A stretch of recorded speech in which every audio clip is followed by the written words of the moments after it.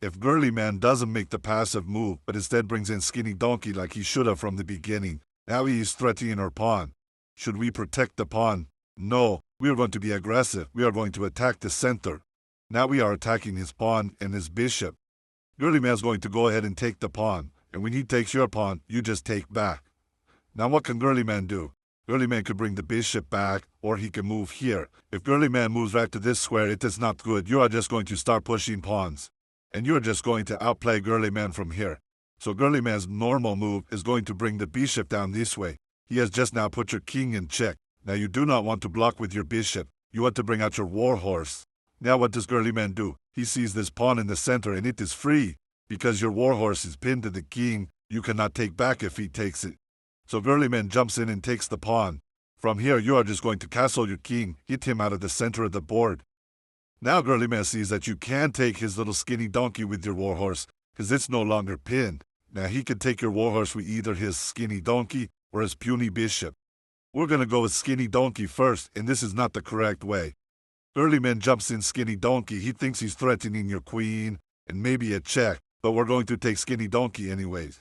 And when we take skinny donkey, he takes back with the bishop. From here, there's a couple things you can do. The best move is to bring your bishop to c3, but before we go over that, we're going to see what happens when you bring your queen to b3, which has been taught in many books. So first, let's bring our queen to d3. What happens from this point? We are threatening a check on f7 because we have a battery. Now, if Girly Man gets greedy and takes the rook, yes, he is in big trouble. From here, you're going to check Girly King, and after he moves, you're going to bring your bishop up here, threatening his queen. The only way to protect the queen is to bring in Skinny Donkey.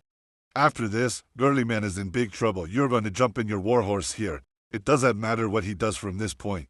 He could threaten bishop. It doesn't matter. You're going to pull your bishop back. And now you have two protectors on this square, and you're going to be able to checkmate Girly Man. But what if he doesn't push this pawn, and instead, he brings his bishop here, taking your pawn, trying to threaten warhorse? Out of some dream of not getting checkmated, it doesn't matter. You're still going to pull back. Girly Man could take your bishop here, or your warhorse here. It doesn't matter. The next move is checkmate for Girly Man. And this looks like a great plan, but let me show you why it doesn't work. If this is the way you go, and instead of bringing out your dark squared bishop, you bring out the queen.